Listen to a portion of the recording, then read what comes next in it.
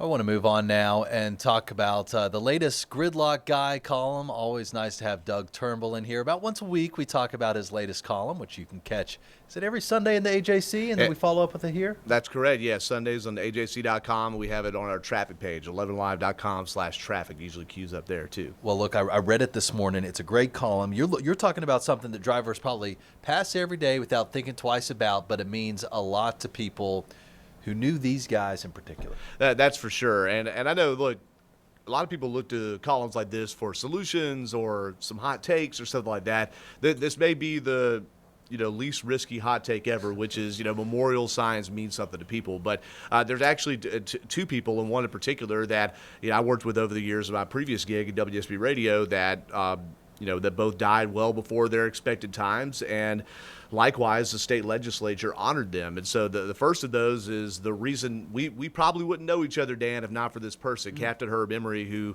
is a Georgia Radio Hall of Famer and did traffic on WSB Radio for 20-something, over 30 years, or 23 years, but it was in Atlanta radio for a couple of decades before that. But he passed away tragically of a heart attack in April of 2014, just 10 days after his birthday. And on that same day, the two flyover ramps that connect 85 and Georgia 400 were open, and he was a big proponent of those and actually was at the grand opening. And then 10 days later, dies of a heart attack after pulling someone from a vehicle that had crashed in front of his house. Jeez. All right, all these things together, community servant, traffic reporter, all of that.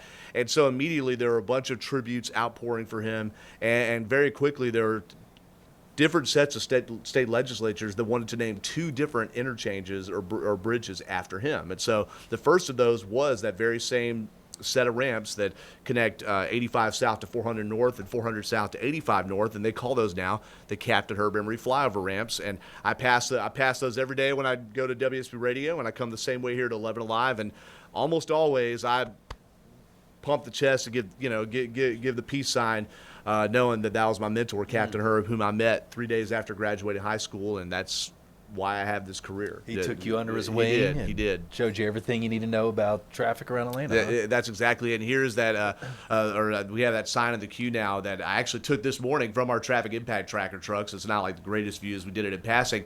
And so one thing I make a point of in there, there's an effort. GDOT is trying to go around, and I'm going to try to do something later this week about this, but GDOT's trying to go and tidy up a bunch of graffiti before the World Cup. Mm-hmm. And in the last couple of months, someone's tagged that sign. And so I've actually reached out to them about, would they let me go out and help actually try to clean it off. Nice. And I'm not saying that anything good about me, but it made me think, like, I'm not super offended by most things, but I wouldn't think much about that sign except I know the guy, and so when you think about that, if signs get knocked down or if you don't pay much attention to them, they do mean something to someone, and Captain Herb meant a lot to a lot of people. So the other person I referenced in the column, by the way, was a longtime producer and talk show host at WSB Radio, Royal Marshall, who also, like Captain Herb, died.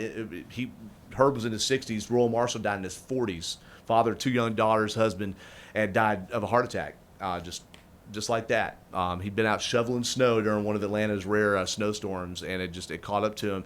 And at Cortland and Ralph McGill back in 2012, they named that intersection after him. So that's something, and I kind of not thought about it in a long time because I don't drive there a lot, but I was actually walking back from the Beltline one night, and walking like 2 miles at midnight to a MARTA station. Great idea. Yeah. And but I passed that intersection and waited to cross the street and looked up. I'm like, that is the Royal Marshall intersection.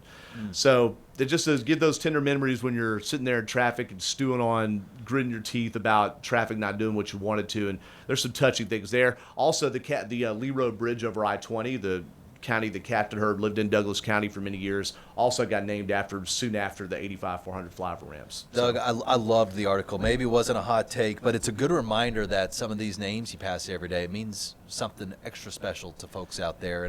And we have all these highways maybe named after fallen troopers, fallen police officers as well. So if you pass it every day, maybe go home and do a little research on that name you pass so you can learn more about the man or the woman behind it. Absolutely, if you're a passenger in there, take a picture or something like that, save it, and then go have a look up. One of the Spencer Pass was, I think, the first hero operator killed in the line of duty, and the I-85 bridge over Metropolitan Parkways, where I think he got either hit at the bridge or hit and thrown off the bridge, one of the two.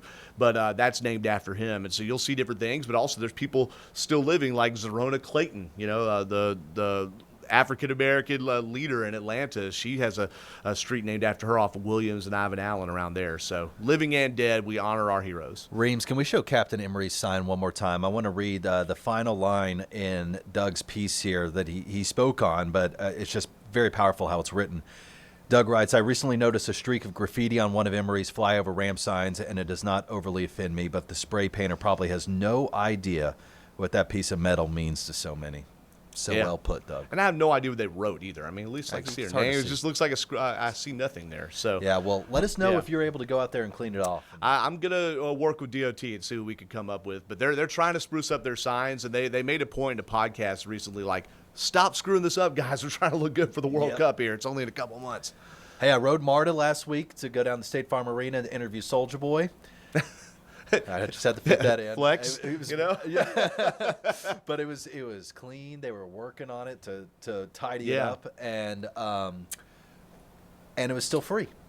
It was, although at the airport the gates are now. I was going to mention that. I found that out this weekend when I took my the hard way from the airport. You got a little tap in, the tap phone. out. Okay, all right. But weirdly, I did it, and mine was only $1, and it's supposed to be $2.50. So they're still working it out. Here we go. I don't know that we tease and promo ahead or not. Grace King, as we speak, is going down to the airport to interview people because she got caught at the airport MARTA station during single tracking. The escalators stopped working. There were people stuck on the escalator because the platform was so full, and the MARTA ambassadors were distracted because they were trying to help people just get into the new gates. All right, so she's got a story with some footage she shot this weekend as well. So I didn't encounter that when I came back from my trip Sunday, but.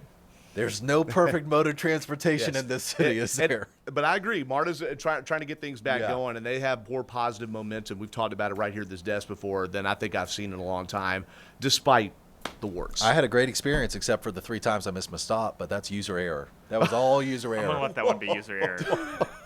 How do you? Okay. No, I was distracted. My head was down to my phone. That's fair. I've done that. All right. Let's move on. Doug, thank you, sir.